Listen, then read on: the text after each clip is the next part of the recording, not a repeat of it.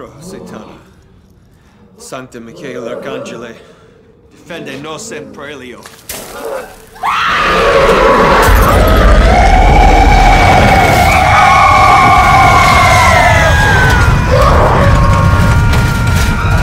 Selamat datang di Liumi Movie. Kali ini kita akan membahas salah satu horor paling ikonik yang berhasil membuat bulu kuduk berdiri dan jantung berdebar lebih kencang, yaitu The Conjuring Universe. Di video kali ini kita akan mengupas tuntas alur cerita The Conjuring yang pertama, menelusuri setiap ketegangan yang dialami keluarga Perron dan rahasia kelam yang disembunyikan oleh rumah tua mereka. Bersiaplah untuk menyelami sisi gelap yang penuh dengan teror dan menegangkan ini. Cerita diawali oleh Debbie yang menceritakan kejadian aneh kepada Ed Warren dan Lauren. Kita tahu Ed Warren dan Lauren dikenal yang bisa melakukan pengusiran setan pada saat itu. Debbie menceritakan bonekanya yang bisa bergerak sendiri.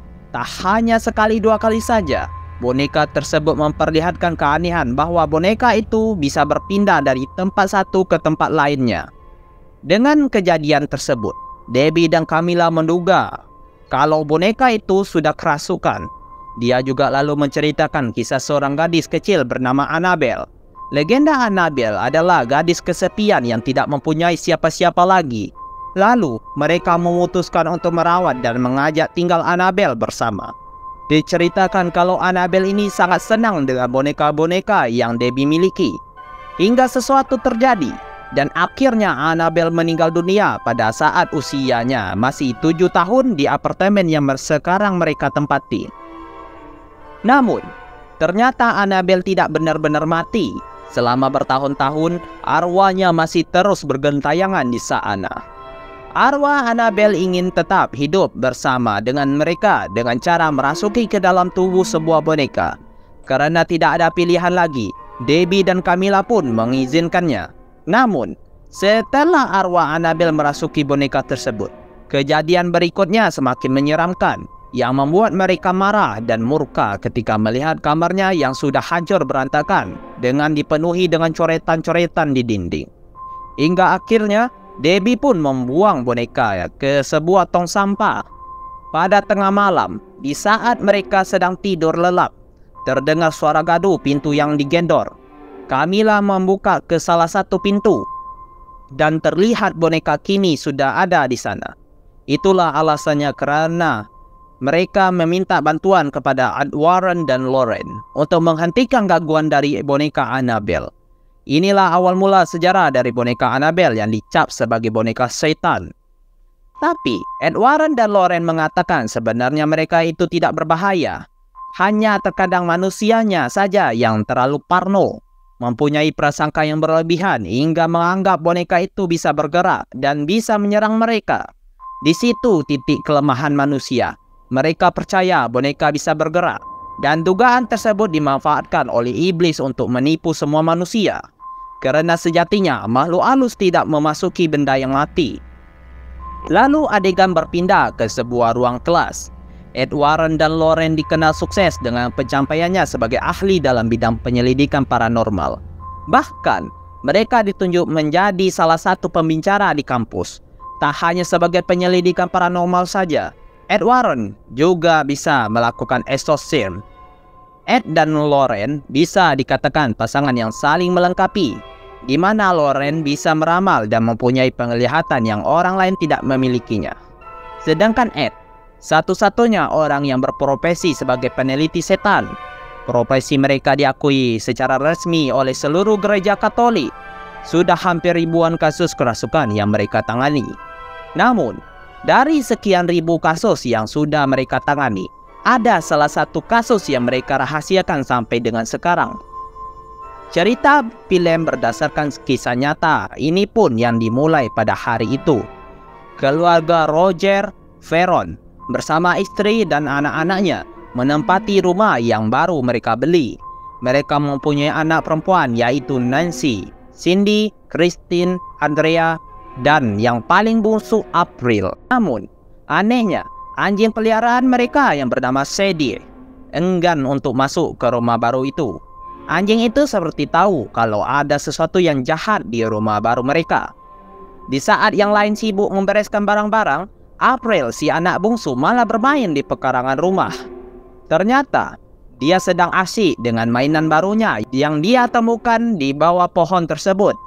Pada saat itu, sesuatu terjadi. Mereka yang sedang bermain petak umpet secara tak sengaja.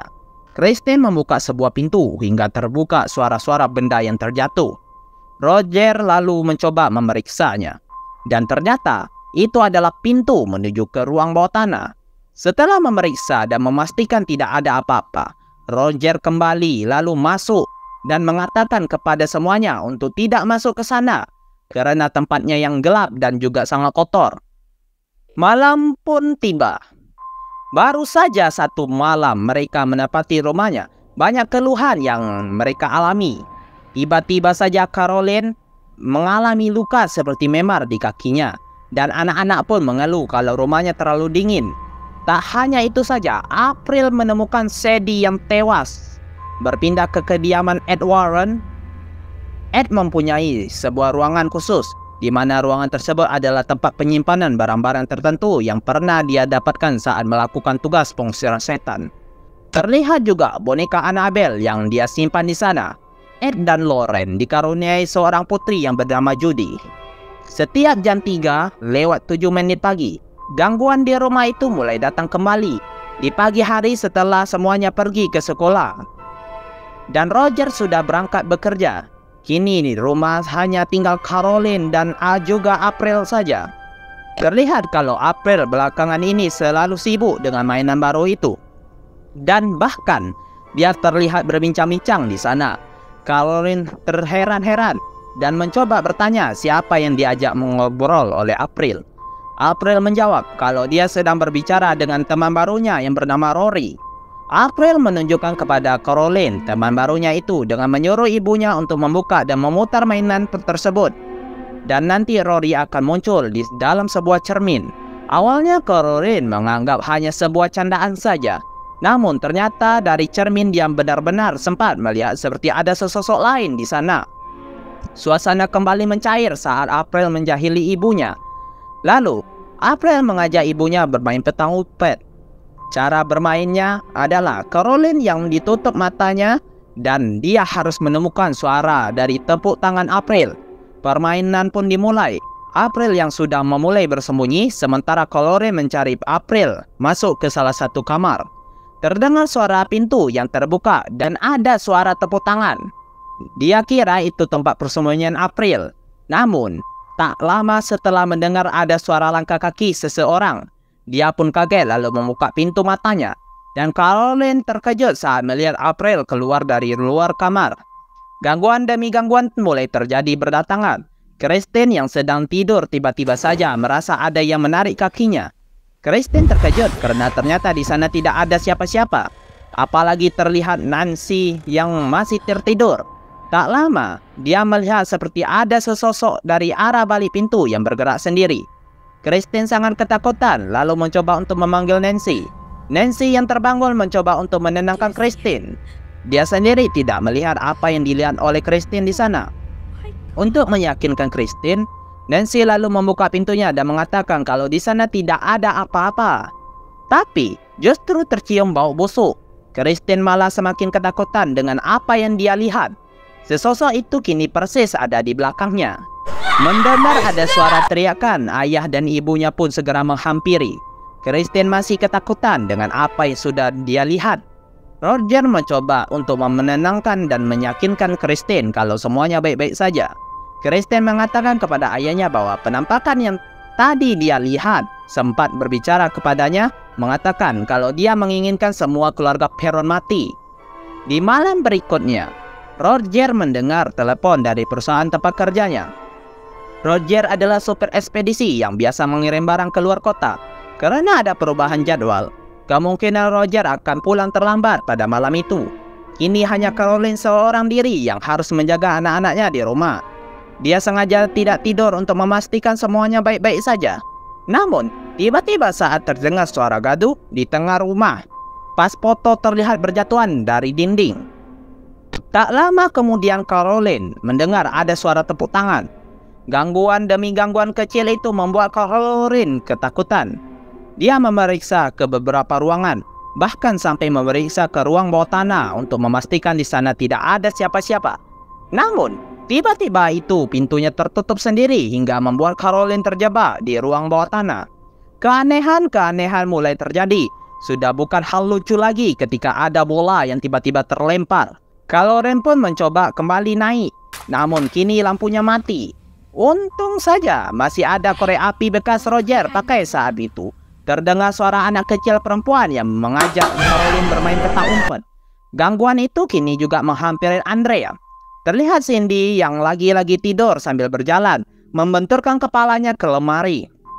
Andre mencoba membawa Cindy kembali ke kasur. Namun anehnya, Andre mendengar suara-suara dari dalam lemari. Cindy terbangun dan melihat Andre yang tampak ketakutan karena di atas lemari itu ada sesosok makhluk yang mengawasinya. Untung saja Roger kembali pulang di saat mereka semua sedang panik ketakutan. Di kampus, Ed dan Lauren sedang memberikan materi kepada para mahasiswanya. Dalam materi tersebut, Ed memperlihatkan sebuah video saat seseorang yang mengalami kerasukan. Dalam video tersebut diperlihatkan seorang pria bernama Maurice. Maurice adalah seorang petani yang biasa masuk ke sebuah biara di tempat tinggalnya. Dalam materi tersebut, Ed memperlihatkan sebuah video saat seorang yang mengalami kerasukan.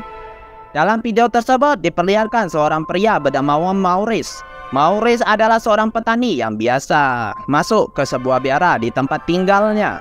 Maurice dikabarkan meninggal karena menembak dirinya sendiri setelah mengalami kerasukan itu. Setelah seminar tersebut selesai, ternyata dari tadi Caroline ada di sana dan menunggu seminar selesai. Caroline diantar oleh Drew untuk menemui Ed dan Lauren. Dia meminta kepada Ed dan Lauren untuk melihat keadaan rumahnya. Secara singkat, Caroline menceritakan apa yang sedang terjadi kepada mereka. Dari cerita tersebut, Ed dan Lauren pun setuju untuk membantu dan akan datang ke rumah Caroline.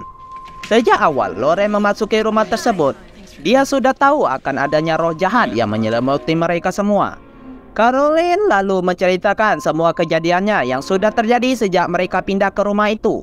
Yang lebih aneh lagi, setiap jam 3:07 pagi, jam di rumah itu akan berhenti berputar. Caroline mengarahkan Ed dan Lauren ke ruang bawah tanah. Di sana Lauren yang memiliki kemampuan melihat ke masa lalu mulai merasakan betapa mengerikannya apa yang sudah terjadi di rumah tersebut. Sebagai profesional, sebelum ke tahap berikutnya, Ed dan Lauren masih mencari informasi lainnya. Lauren berbicara dengan April. Dengan polosnya, April menceritakan kalau dia mempunyai teman baru bernama Rory. Dari mainan cermin Rory itu, Lauren bisa menyelidiki lebih dalam lagi. Dia tahu ada sosok anak kecil dari cermin mainan. Lauren kemudian keluar dan menuju ke sebuah pohon yang berada di tepi sungai. Ed yang saat itu menghampirinya melihat Lauren seperti sedang melihat sesuatu. Terlihat kaki yang tergantung di sana. Roger dan Caroline membeli rumah tersebut dari pihak bank. Mereka sendiri tidak tahu siapa pemilik sebelumnya yang mereka tempati. Setelah pemeriksaan yang dilakukan, Ed memutuskan kalau rumah ini harus dilakukan pembersihan atau exorcism.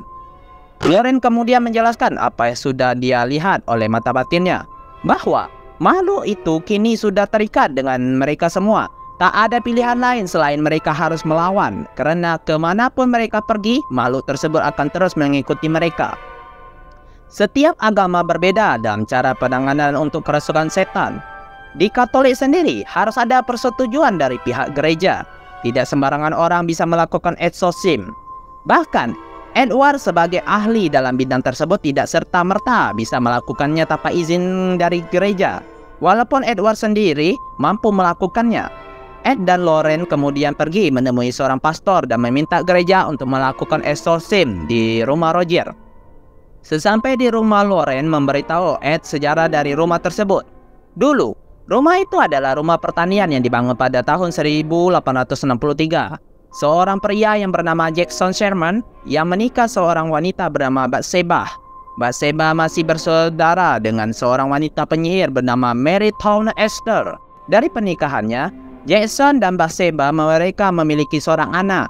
Namun naasnya, di usia anaknya yang 7 tahun, Bathsheba tertangkap saat mencoba mengorbankan anaknya sendiri di depan perapiannya.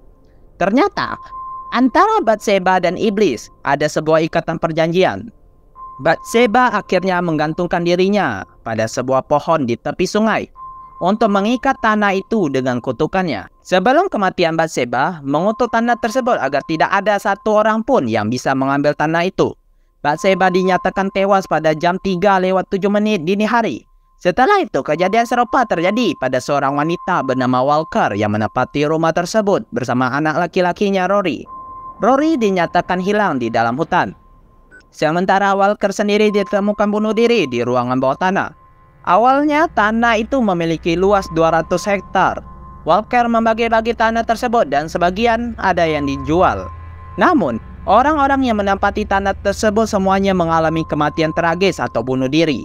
Itulah alasannya mengapa tanah tersebut akhirnya berada di bawah kepemilikan bank. Karena tidak ada satupun pemilik yang bertahan hidup selain keluarga almarhum, yaitu Jackson dan Bathsheba. Keesokan harinya, Ed dan Lauren datang kembali dengan membawa semua peralatan bersama asistennya Drew dan juga pihak kepolisian bernama Brad untuk melakukan pembersihan atau exorcism. Berbeda tempat, berbeda juga caranya. Terkesan rumit dan harus banyak persiapan yang dilakukan. Banyak lampu dan kamera dipasang di hampir setiap sudut. Kehadiran mereka di sana membuat Caroline sedikit lebih tenang. Saat itu, Lauren sedang berada di luar. Namun tiba-tiba angin berhembus kencang. Lauren merasakan keberadaan roh jahat di sekitarnya. Kain di luar rumah terbang mengarah ke jendela kamar dan terlihat ada sesosok bayangan putih di sana. Lauren sudah curiga dan segera masuk ke dalam rumah. Lauren yang sedang tertidur di kamarnya ternyata mulai dirasuki oleh roh jahat tersebut. Walaupun terlihat baik-baik saja, Lauren merasa ada yang berbeda dari tingkatan Caroline. Setelah beberapa waktu dalam pengawasannya, keanehan pun mulai terjadi. Brand diperlihatkan jasad wanita yang menghampirinya. Sementara Drew melihat Cindy mulai bertingkah aneh. Cindy memasuki salah satu kamar dan tiba-tiba pintu itu tertutup dengan sendirinya. Mereka bergegas untuk menghampirinya. Namun sesampai di sana Cindy menghilang. Padahal tidak ada jalan untuk keluar dari ruangan itu. Dan jendela pun masih terkunci. Ed meminta Brand untuk mengambil sinar ultraviolet untuk mengikuti bekas langkah kaki Cindy yang mengarah ke dalam lemari. Ed membuka lemari tersebut dan terlihat ada sebuah lubang di sana. Untung saja Cindy masih bisa ditemukan di dalam lubang tersebut. April yang melihat Cindy ada di dalam lubang tersebut mengatakan kepada Lauren kalau Rory suka bersembunyi di sana. Mendengar hal itu, Lauren pun mencoba untuk masuk ke dalam lubang itu dengan membawa mainan Rory. Namun tak disangka Lauren malah terperosok jatuh ke dalam ruangan bawah tanah. Masih mencoba untuk mengungkapkan sosok makhluk yang ada di sana. Lauren memutarkan kembali mainan Rory dan terlihat dari bayangan cermin di mainan tersebut, seorang wanita bernama Walker sedang menangisi kematian Rory. Sambil menangis, Walker juga berkata bahwa dia dipaksa untuk membunuh anaknya. Ternyata kematian Rory disebabkan oleh Walker sendiri yang dirasuki oleh arwah gentayangan Bathsheba. Setelah memahami kejadian ini, Lauren tahu bahwa siklus ini akan terulang kembali. Memar-memar yang dialami Caroline adalah pertanda kalau Bathsheba ingin memasuki tubuh Caroline. Mereka akhirnya menyadari bahwa Bathsheba sudah merasuki tubuh Caroline. Dan tak lama lagi, roh jahat itu memulai menyerang mereka. Tiba-tiba Nancy ditarik dan diseret ke dalam rumah. Namun berhasil diselamatkan oleh Lauren menggunting rambutnya. Drew berhasil mendapatkan rekaman kejadian tersebut. Dan itu sudah cukup untuk menjadi bukti agar Ed bisa melaporkan kembali ke pihak gereja bahwa keluarga Roger membutuhkan izin untuk exorcism. Di pagi harinya mereka semua meninggalkan rumah. Sementara berencana kembali pada malam itu untuk melakukan exorcism. Ed dan Lauren memberikan bukti rekaman tersebut kepada Pastor Gordon dan meminta untuk bantuan gereja. Namun masalahnya adalah tindakan mudah untuk mendapatkan izin dari exorcism karena membutuhkan persetujuan langsung dari Vatikan langsung. Ed merasa kesulitan dan sedikit kecewa karena tidak bisa langsung menolong keluarga Roger. Namun, dengan bujukan akhirnya Pastor Gordon memutuskan untuk datang langsung ke rumah keluarga Roger. Di malam harinya, serangan roh jahat itu kini mulai mengganggu keluarga Warren, Judy. Ed dan Lauren melihat sesosok perempuan yang sedang menggendong boneka Annabelle dan terjebak di dalam ruangan tersebut. Namun untung saja Ed dan Lauren pulang tepat waktu dan berhasil menyelamatkan Judy. Roh jahat itu mengetahui keberadaan keluarga Warren. Karena Lauren sempat menjatuhkan kalungnya di ruang bawah tanah saat penyelidikan. Sementara itu, di sisi lain kekacauan pun kembali terjadi di rumah keluarga Perron. Roh jahat yang merasuki tubuh Kaloren sudah mulai melakukan aksinya. Kaloren membawa April dan Christine kembali ke dalam rumah itu. Roger segera memberitahu Ed dan Lauren tentang kejadian tersebut dan mereka semua kembali ke rumah itu. Roger dan Drew yang sudah lebih dulu sampai di rumah mencoba menghentikan Kaloren yang hendak membunuh Christine. Mereka berhasil menahan Kaloren, namun April tiba-tiba menghilang. Kaloren tidak diizinkan untuk keluar dari rumah tersebut dan ditarik kembali ke ruangan bawah tanah.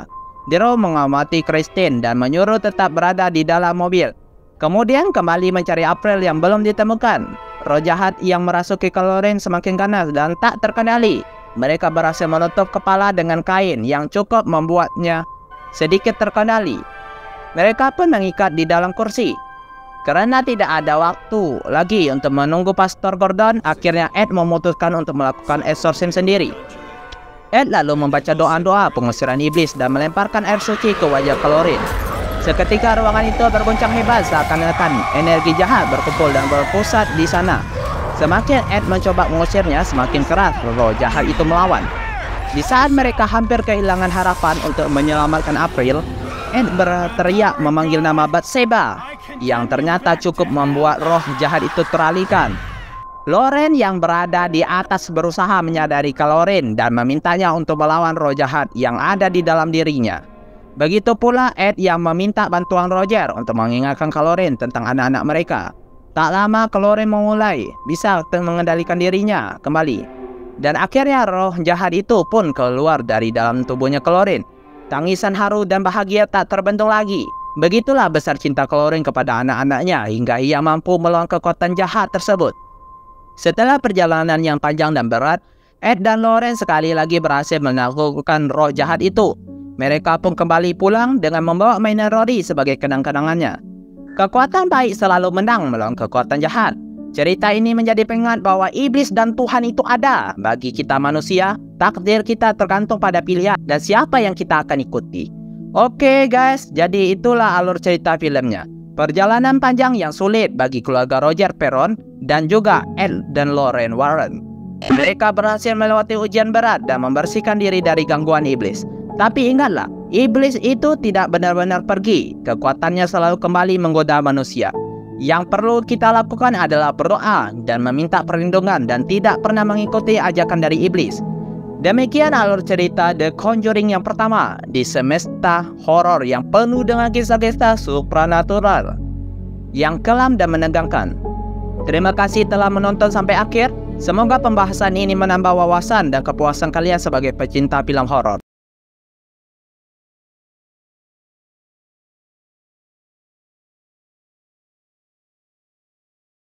Demikian alur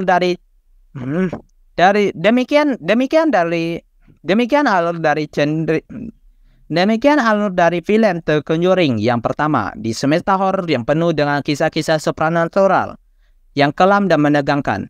Terima kasih telah menonton sampai akhir. Semoga pembahasan ini menambah wawasan dan kepuasan kalian sebagai pecinta film horor.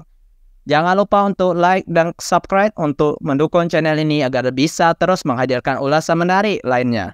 Dan sebagai kata bijak, ketakutan adalah emosi manusia yang wajar. Tapi, seringkali justru dengan menghadapinya, kita bisa menemukan keberanian sejati dalam diri kita. Sampai jumpa di video berikutnya di Liu Ming Movie.